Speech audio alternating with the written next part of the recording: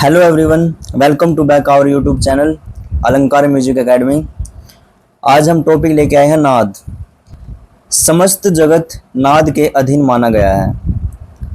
नाद की महत्ता के कारण ही इसे नाद ब्रह्म कहा गया है। हमारे शास्त्रों में नाद को आकाश का गुण कहा गया है, परंतु पाश्चात्य विद्वानों ने इसकी उत्पत्ति वस्तु के आघात से मानी है। अर्थात हमारे शास्त्रों में नाद को आकाश का गुण माना गया है। ओके और जो पाश्चात्य विद्वान हैं उन्होंने इसकी उत्पत्ति वस्तु के आघात से मानी है। ये इसके बारे में थोड़ा इंट्रोडक्शन था। जैसे समस्त जगत नाद के अधीन माना गया है, नाद की महत्ता के कारण इसे नाद ब्रह्म भी कहा गया है, और शास्त्रों में आकाश का गुण माना गया है नाद को। पाश्चात्य विद्वानों ने इसकी उत्पत्ति वस्तु के आघात से मानी है। इसी तरह संगीत रत्नाकर के अनुसार भी जो पंडित सारंग देव जी का ग्रंथ है, उन्होंने अपने ग्रंथ में नाद की परिभाषा मतलब नाद के बारे में क्या बताया है। प्राण और अग्नि के संयोग से नाद की उत्पत्ति होती है, यानी कि प्राण और अग्नि के संयोग से नाद की उत्पत्ति होती है। नाभि, हृदय, कंठ, सिर तथा तालु को स्पर्श करता हुआ नाद उत्पन्न होता है। अर्थात नाद की उत्पत्ति हमारे शरीर के अंदर होती है। जैसे नाभि से हृदय, कंठ, फिर सिर से तालु को स्पर्श करता हुआ नाद उत्पन्न होता है।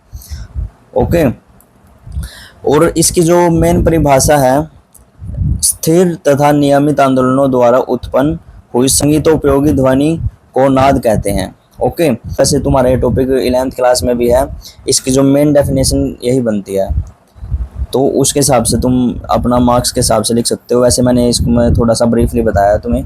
ओके इसके बाद हम पढ़ते हैं नाद के भेद। देखो नाद के ना दो भेद बताए गए हैं। दो भेद होते हैं नाद के।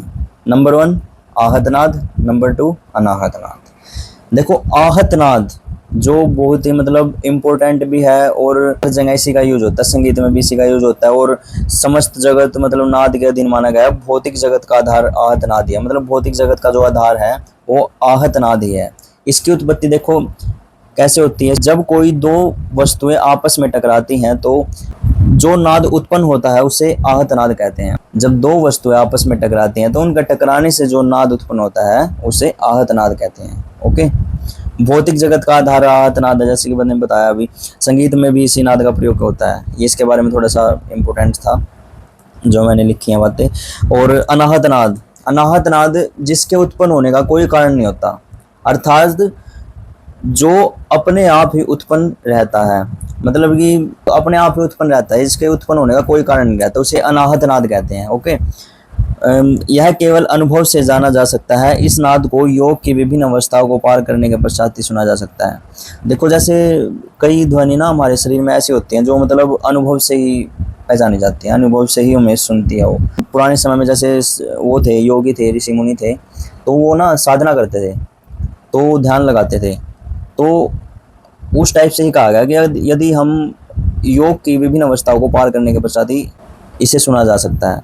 ओके मतलब अगर हम उस अवस्था में मतलब ध्यान लगाएंगे तो हम कहीं ना कहीं उसको सुन पाएंगे। आगे नाद के लक्षण बताए गए हैं, लक्षण या विशेषताएं। तारता, तीव्रता, गुण।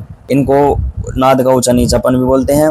ऊंचापन, नीचापन, तीव्रता अथवा छोटापन, बड़ापन, गुण अथवा जाति। ओके ये टॉपिक था तुम्हारा नाद का।